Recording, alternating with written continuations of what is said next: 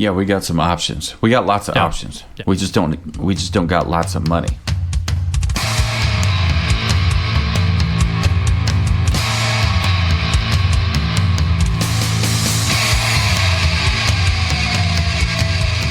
So I'm interested in checking out this 10th Mountain Whiskey and Spirit Company bourbon.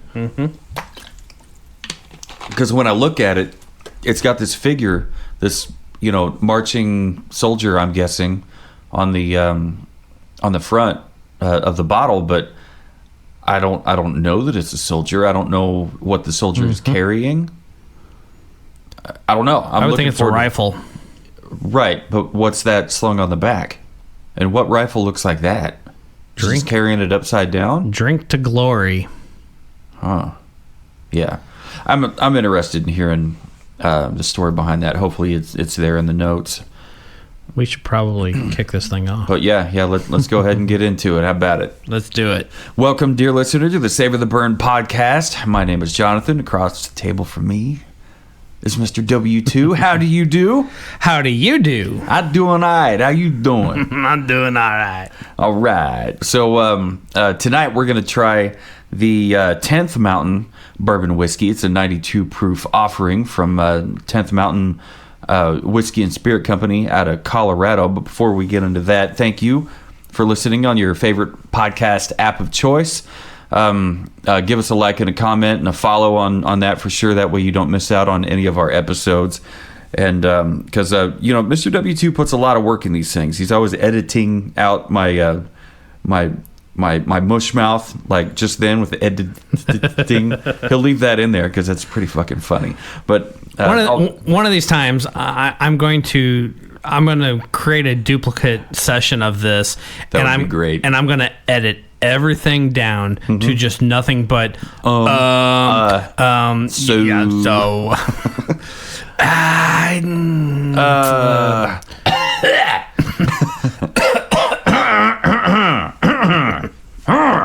hammer. Yeah, that would be great. That'll be a bonus. A bonus that everybody wants to skip. What in the hell? I'd probably listen to it 37 times, and it keeps getting funnier every time I hear it. Maybe it's a YouTube short. Whoops. Yeah, that'd be great. YouTube short. Right at 60 seconds of just, nothing but guttural noises. Henry stomping around upstairs. Yeah, I'm like, what the hell was that? That was a Henrysaurus. But thank you for following along on our social medias: Facebook, Twitter, Instagram, TikTok, and most especially YouTube, where all of these full-length audio-only episodes are included. And we got lots of little shorts up there. We just mentioned those. We got lots of little shorts in there on some of the cocktails that we mix up, and we have a lot of fun with it. We take a lot of pride in what we do. So hopefully that comes through on the viewer or listener's end, and we definitely appreciate the feedback that you guys are sending along on info@savortheburn.com, Jonathan at savortheburn.com, and W2 at savortheburn.com. That's where you send your emails. We're always happy to hear from you, and of course, we'd like to hear from you on your comments on the YouTube videos and stuff. So that said, let's get into this 10th Mountain Bourbon Whiskey from 10th Mountain Whiskey and Spirits Company out of Colorado. What can you tell me about it? This is a no-age statement. It comes in at 92 proof, classified as an American bourbon whiskey. And the last one we did was from Breckenridge, and this one actually comes from Vail. So reading through here a little bit, the Colorado, the Rockies, fancy ski centers, breathtaking, beautiful nature, and a growing hub of craft distilleries that are giving the rest of the country's distilleries plenty to worry about. 10th Mountain Whiskey and Spirit Company from the ski town of Vail is one of them. It was named after the soldiers of the 10th Mountain Division that arrived in the 1940s to train a few miles outside of Vail so they would be prepared for the harsh climates of the Italian Alps. Based in Camp Hale, they were later deployed to Italy's Apennines Mountains to battle the German army in World War I. Spoiler alert, they did more than well. A tribute to the soldiers' bravery and the mountain lifestyle, the distillery launched an excellent range of spirits that includes bourbon, rye, brandy, vodka, cordial, and moonshine. That's funny you said moonshine because I picked up a little bit of a corn moonshine on the nose. Yeah. But what really strikes me is sourdough and like a French toast right off the top. I can see that. The next paragraph says 10th Mountain Bourbon Whiskey starts with a mash bill of 75% corn. Fuck yes. So, forget the 51% corn to make it a bourbon. 75% corn. So I like a good corn whiskey. It's been exclusively the locally sourced Colorado grain. Perfect. This drum is proof that good bourbon doesn't need to be made in Kentucky. Ooh, throwing some shade. The palate is smooth and medium-bodied, packed with flavors of toasted nuts, vanilla, oak, and honey. And it's got the awards to show. The notorious Jim Murray of the Whiskey Bible awarded it 92 points. And then there's also gold from Global Spirits Competition. All right. Gold from North American and Bourbon Competition. Gold from Denver International Spirits Festival. See, they're not just proud of it. I mean, they're very specific where they got their gold. And, bringing it back to Jim Beam Black Label, that extra age, they got a gold label too. They did. I don't know what the label was. I've already forgotten. I drank that memory away with several of those bottles. 'Cause ever since we opened that first bottle and picked up got our first sniff, like that family-sized jug that that Carlo gave us. Yeah, like man, thank you so much, Carlo. You really kicked the door wide open on a very tasty bourbon from Jim Beam. But my favorite Jim Beam produced distillery, Jim Beam Suntory was what we did a few episodes ago. Oh, the Bookers. That was stupid good. Yes. And then 130.5 proof. You couldn't even tell it was 135. You could tell it had some fucking heat. Yep. But for 135, it was damn near astonishing how good that was.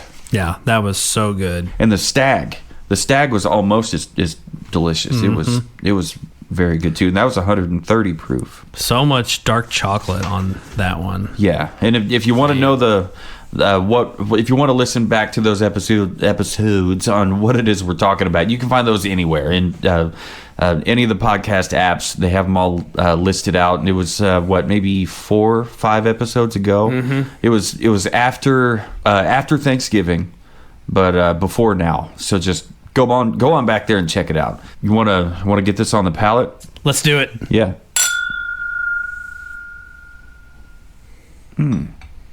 That's the way a corn whiskey should taste. Yep. It's still got a little bit of that sourdough on the palate, I think. I don't know. What does it say here on the notes? Sweet and medium long with lingering vanilla. That's all you could give us? What the hell? So oak and honey. Oak and honey. Yeah. Okay. So the oak is there. The oak kind of takes it back. It's like I have this maple syrup. It's 100% pure maple syrup because that's how I roll. That was aged in an ex-whiskey barrel cask. So to me, it tastes like the oakiness and mapliness combined that you get from that whole experience or whatever in this mixed with the sourdough French toast kind of thing. But it's still got that corn, and that's the corn whiskey is like the main body of it. It's like 80% of the taste of it for me. The other 20% is the French toast with that barrel aged maple syrup on top of it. I feel like that extra corn is definitely giving way to some of that moonshine kind of a aroma on the nose and palate. Yeah, it's. I'm very happy with it. Yeah. I haven't met a Colorado whiskey that I don't like. I would agree with that. I don't know what the hell it is they're doing over there, but it's good. And it's on the other side of good. It's damn near fucking great. Those high distilleries. Yeah, that Breckenridge distillery with its highest distillery in the world, I'm guessing. And the finish is good too. It's warm, it's lingering, it's sweet. It's got that corn, it's got that vanilla. And there's just nothing wrong with it. Bottle presentation though. what do we call that? Like a shouldered flask? Is that a flask style bottle? It looks like it. I'm not. It kind of does look like it. It's not quite the West Bottom Whiskey Company style bottle. Right. There's definitely a outward taper from bottom to top, but yeah, it definitely makes me wonder if it's a flask style. It's like a squashed type of bottle, like with a maple. Is that you think that'd be a maple topper? Natural cork. Yeah, it looks like natural cork. Yeah, because it's kind of modeled there in appearance. Mm-hmm. I like it. Seeing the soldier on the front, just the silhouette, like the white silhouette. It's kind of hard to tell what's going on there, but it does say World War I. Yeah, it's pretty cool. There's a story behind it. Yeah, so that could be there. That could be like you said, the rifle, like the bolt action, and that's just how he's carrying it with the pointy side down. Looks like my guitar player Ernie's like fucking around with his rig, trying to come up with different things. That explains why my phone's going fucking crazy, because him and the rest of the band are, Damn, the group guitar text. players. Right. They're all like fucking like, oh yeah, that's fucking cool. Machine gun fucking text. And I'm like, what's going on? What's going on? What's going on? So I'll give that plus that plus that plus that. Divide that by 2. And I've got... one of the things I like... That. One of the things I like about this bottle is we spent some time the last couple weeks just talking about bottle presentation and that balance of simplicity versus Chandler was the information. One that really emphasized his value of simplicity on the label, and this one's got it. I like this one because they have really, really reduced and simplified the overall bottle. It looks like it's ink printed right to the bottle with and it's one color, so it's just white ink, letting the warm amber gold color of the bourbon to show through. But then you have this little bitty actual stick-on label that's going to have your proof and the size of the bottle and whatever all the necessary else legal information down at the bottom that you always get, the fine print, and it looks like it's handwritten. The proof and all that might be handwritten in there. So to me, it's a nice balance between giving us a very simple label that just tells us what we need to know, and then a nice organized small label for all the extra stuff right below all that. It's got the little tape decal that goes up and over the stopper, like you said. It's a maple. I don't think that's a walnut topper, but it looks like it's got a natural cork to it, and it's a unique shaped bottle. It's similar to, like you said, the flask styles, but I feel like the upward taper on it makes it a little bit unique. Makes it stand out a little bit. Yeah. It's cool. It's a taper. It's not a shoulder. I mean, it could be some shoulder pads. Yeah, like a shouldered, torso kind of look to it. But this may not jump off the shelf and grab you and say, hey, fucking pick me, dickweed. But really, maybe this is the kind of stuff we need to be looking out for. Yeah. Because going by the label and the taste, it's like they purposefully made the label simple because they were confident in the fact that what they have inside that bottle, it's going to speak for itself. Absolutely. What'd you give it on the nose? I gave it a 4.0. I'm not too far behind you. I'm 3 3/4. 3 3/4. That's not bad at all. How about the palate? I enjoyed the palate. I gave it a 3.5. You enjoyed the palate, but you gave it a 3.5. 3.5 is that's good in your world. A 3.5 is good in your world. Who hurt you? I mean, who hurt you? W2. Was it me? Was I an asshole today? We're better than average. We are better than average. We are better. I liked it so much. I gave it a 4.5. All right. Yeah. You gave it a 3.5? Yeah, okay. I felt like there was just a little bit more of that ethanol kind of a flavor. You know what? I didn't even pick pick that up. That straight shine kind of a flavor than what I typically would like. Yeah, that's something we didn't even look at. What are the flavor cards say we got? The flavor card, the thing one of the things I love about Flaviar is they have really good, solid, thorough tasting notes and about content for the distillery. But then they do this thing that they call their flavor wheel, where they do kind of it's based off of like a nautical type shape, and then they put little pictures that represent all the different flavor components and how they kind of fit within that spiral, the tasting spiral. And they've got sweet kind of at the center of that, and then radiating out from that, they have vanilla, oak, honey, smooth. Is smooth a tasting attribute? I mean, I guess it is. Toasted, nutty, soft, and lingering. So, and I definitely think it's sweet, but when I see this sweet icon with the sprinkles, confetti type sprinkles, to me that speaks to a different type of sweetness than what I get on this. Yeah, that's like cupcake sprinkles. Yeah, but that's okay. Yeah, I didn't pick up on cupcake sweet. Yeah, the tasting notes, talk about vanilla, oak, honey, lingering vanilla, sweet and medium long, more lingering vanilla on the finish. And I agree with all that. I think there's also a lot of corn, a little bit of oak, and yeah, I picked up on a good amount of that moonshine ethanol on the nose and on the palate. Yeah. Yeah, I wasn't so in tune with the ethanol part of it, or maybe what you say and what I relate that with are two different things. But yeah, the corn moonshine I picked up on the nose almost right away. It was a toss up between that and the French toast, sourdough, but the aged maple syrup on the French toast kind of caught me off guard. It was a pleasant surprise for me. So I wrote down a simple corn whiskey with a sourdough sweet saturation that will leave you satisfied. Colorado knows what they're doing, and this offering is proof positive. Try it today. I like that. Yeah, I like it too. I was very happy with this.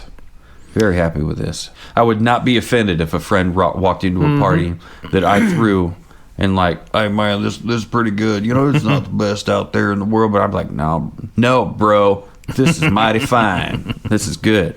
And I don't know if we mentioned or not, but this is on Flaviar. This is a $60 bottle. 60. That's not bad. No, that's not bad at all. I mean, we're talking 75% corn. Is that what it was? 75% corn, 92 proof. It's not super complex on the nose or on the palate, and I'm okay with that. The flavors that came through were, breakfast sweet, delicious. This would be a great bourbon to throw into an old fashioned, and just drink it neat. There's absolutely nothing wrong with this neat, but some folks can't handle that. You got to throw an ice cube at it, do it. Yeah, I'm not going to judge you. So shit, I didn't write down your... Did you give me bottle presentation? We haven't gotten to it yet. Good. Next, what about finish? I gave it a 4 1/4 on the finish. What did you give it? I gave it 3 3/4. Okay, that's not bad. I don't know why I scoff at 3 1/2, but 3 3/4 is okay. I guess 4 is kind of the benchmark where I want it to be. Yeah. So when it's in the ballpark, I guess I'm okay with it. How about bottle presentation? I gave it 4 1/4. 4 1/4. I gave it a 3 1/2. I was not flip flop. I wasn't wowed by this, at all. Like if I saw this on the shelf, I would probably keep walking. Yep, just like that soldier. Yeah, just keep walking through the Rocky Mountains, preparing yourself for the Italian Alps. Oof. World War One. What a motherfucker! Have you spent time at the World War One Memorial here? In Kansas I City? have. Liberty It is Memorial. awesome. I like to go every Veterans Day. Yeah. Because you're guaranteed to have something a little bit different. Yeah, sure they have 90% of the same thing that they have all year every year, but they have so much stuff that they'll never see the end of rotating those artifacts that they have. Have you ever been down to Union Station at night when they have the sea of those red flowers projected on the north side of the Not at memorial? Union Station, but I was on the memorial one night when they did that a couple of years ago. That's what I mean. If you're at, I think it was the 100th yes, anniversary. If you're at Union Station looking up the hill at the memorial, they projected that on there. So instead of just the darkness kind of losing what's all up there, you see the whole memorial with those red flowers projected on there. Super, super cool. Yeah, those little red flowers, the poppies. The poppies. Is what they are. And for those that aren't familiar with it, I guess here in Kansas City, just because we have at the Liberty Memorial, we're all pretty familiar. The only World War One memorial. Yeah, there are other memorials and museums that have exhibits. I guess this is involving the only national memorial that's specifically dedicated to World War One. Yeah. in the country. I don't know if it's the only one in the world, but it's definitely in the United States. Yep. And I'm very proud of that. I'm very proud of Kansas City for having that stuff, not just being the Paris of the Midwest with all our fountains and and all the great thing and the barbecue and the other good stuff that we have going on with Kansas City. But I'm pretty proud of that thing. If you're an out of towner and you're looking for a place to spend some time, definitely you got to check out Liberty Memorial. And they have things on their menu. They have a little kitchen down there, a cafe, and some I have of the not things eaten there. Right, most of it's meat, I think. But one of the things they have on there is shit on a shingle, the chipped beef is what they call it. But they said it was very indicative of what they would be eating in the trenches, because trench warfare was the name of the game in World War One, and then the gassing came and people would try to gas the enemy and accidentally gas themselves, and fuck, that's where we got mustard gas, I think, where it started. But the poppy became the symbol, the flower of World War One for remembering, because the main battlefield of when it all kind of came to a head was there at Verdun, and the battlefield, the area still shows the marks of of where the craters from all the bombs, and all the ground was a complete mess. It was all just soil overturned and smoldering, bombshells and bodies, and just the chaos and the hell of war was on full display there. And after all of the war machines were removed and the bodies were sent to their families and their towns to be buried properly, that could be recovered anyway. That hellish landscape came back alive with millions upon millions of poppies in that field, because they didn't have anything to compete with as far as their growing habits go. They like very light agitation and top dressing on the soil, and that's exactly what they got. So when you go into the Liberty Memorial, you'll cross the threshold across a glass bridge. And underneath you is a recreation of the field of Verdun, and you can kind of see the waviness in the ground, but you see just all these poppies everywhere. And of course, they're plastic, because poppies don't really grow too well indoors. But indoors, underground. right.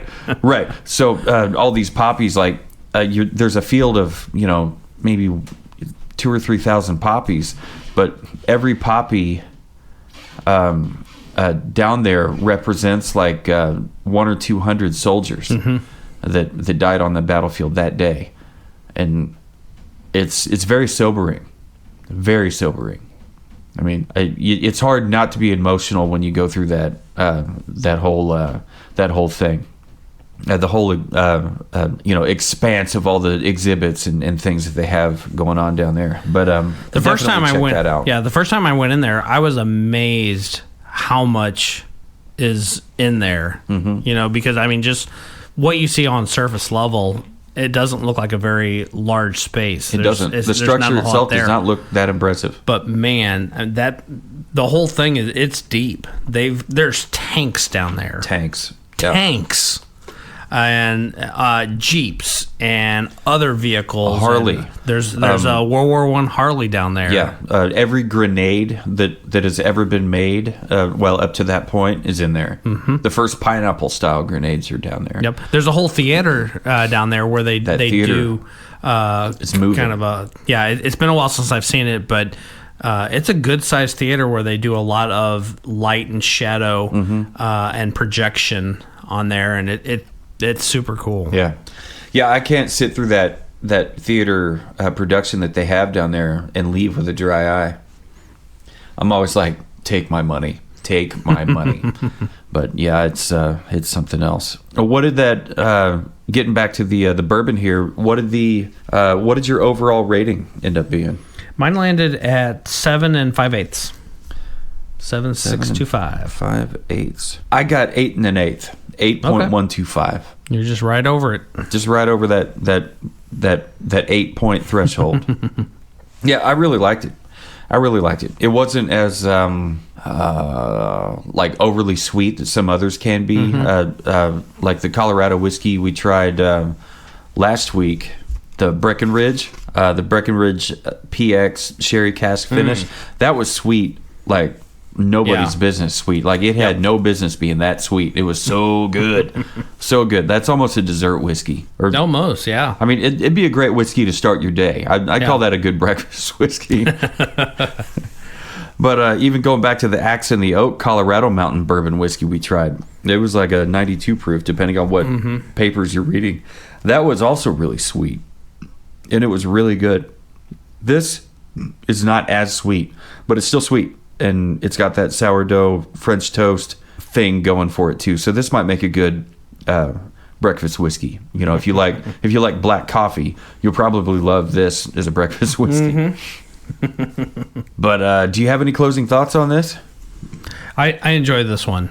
I did too, and I enjoyed getting a little bit of a story with it. So it's not just another distillery that just decided to pop up in the mountains. There's actually a rhyme and reason behind who and why they are. And this is as good as time as any. We said a thank you to the troops on the Veterans Day episode when my son was here. I mean, this involves the World War I soldiers. So just once again, we'll double down on that. Thank you to all you soldiers out there. World War I, post and prior, like. This country would not be what it is without their sacrifice and all the things that they do. And, most of them that I've talked to is like, yeah, my job really wasn't that great. I wasn't out there fighting on the front lines. I wasn't jumping out of planes, saving third world countries from the tyranny of communism. And it wasn't like that. Like, all I did is my old drummer, Jake, he was in the Marines. And while he was stationed in Baghdad, one of the things he was assigned to do was to stand guard and watch a door. He had to guard the door with every bit of intent and purpose that a Marine has, and that was just his job. That's what he was supposed to do, and so that's what he did until he was assigned something else. Yeah. And I mean, it can be that monotonous, that boring. Well, but like your son said, absolutely fucking essential. Yeah, like your son said, he's like, I just turn wrenches. That's all he does.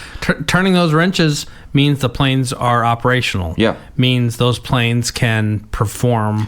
You're keeping those flyboys alive. Yeah, and without the surveillance that those planes get, we'd be in a different landscape right now. We'd have a little more pockmarks in our soil in certain areas, and Alaska probably wouldn't still be ours.